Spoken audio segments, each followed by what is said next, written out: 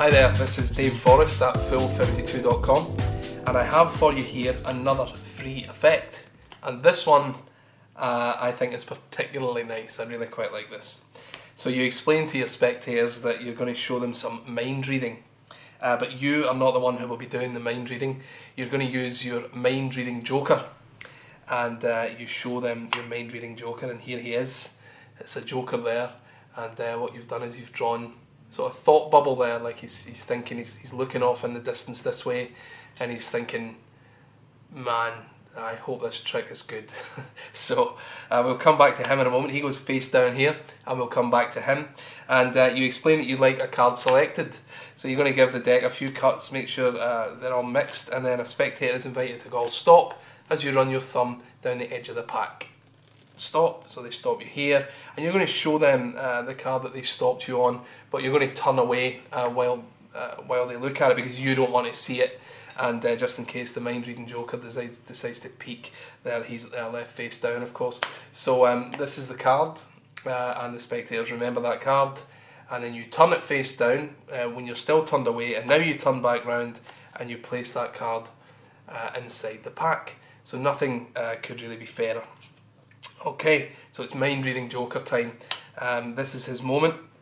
Here he is, and he's going to see if he can pick up on the card the spectator is thinking of, just as you wave him over the pack, like so. See if he's getting anything there.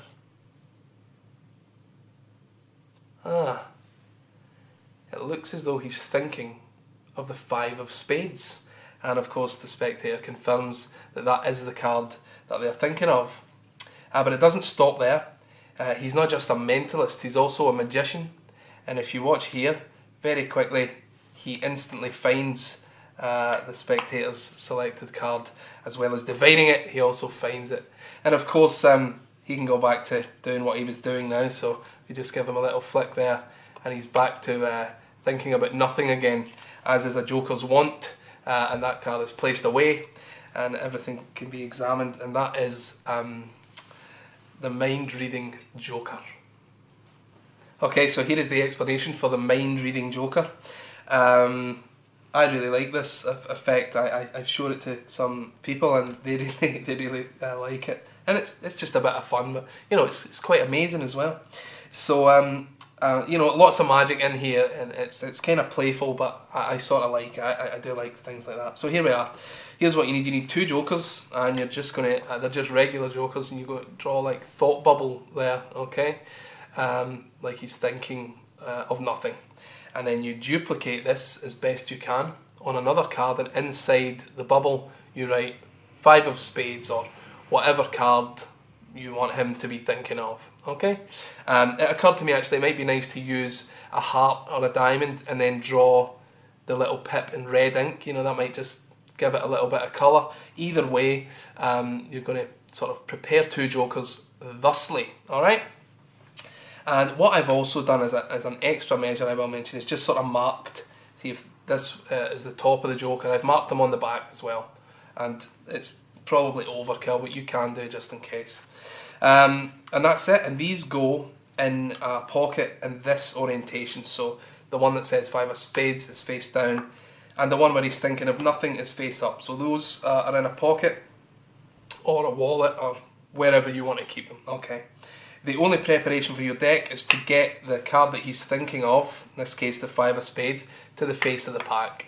Alright, and with that card on the face of the pack, that's all you need to do. This trick is very, very easy. So, you introduce the concept. I'm going to show you some mind reading, but I'm not going to be doing the mind reading.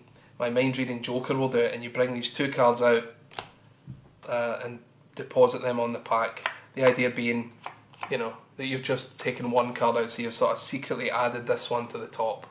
Okay, so you show that this joker here, and you show it on the back, and you place him face down on the table. You explain you'll come back to him. And now the spectator is going to choose a card, and what you're going to do is cut 2 cards, the 5 and an indifferent card, to the top of the pack, and you're going to do that, just a double undercut. Okay, so that puts an indifferent card, and then a 5, and then your joker there, okay? And now just a standard riffle force, so cut the deck, hold a break, riffle, and you obviously cut out your brake rather than where they stop you. And you're going to turn your head away as you turn this double. Okay, so you don't look at what the card is, but you turn a double and show them this card, the 5 of spades. And that's fine. And that indifferent card there gets placed into the centre. Alright, so pretty standard stuff so far. And now you're just going to take a break under these 2 cards. Under the top 2 cards, alright? That's the selection and the joker who's thinking of the card. Take this joker back, and this is where the marks come in handy. I make sure that the mark is facing me and the mark on this one is facing me, and that way everything works out when you do the change. And now it's just a twirl change of 3 cards, alright? So they're on top. You're going to take them, shake back and forth as you turn them over. Okay, the twirl change.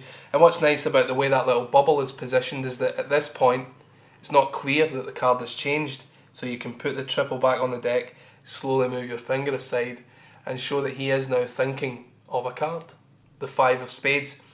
Your spectators will tell you that that is correct, that is the card that he is thinking of.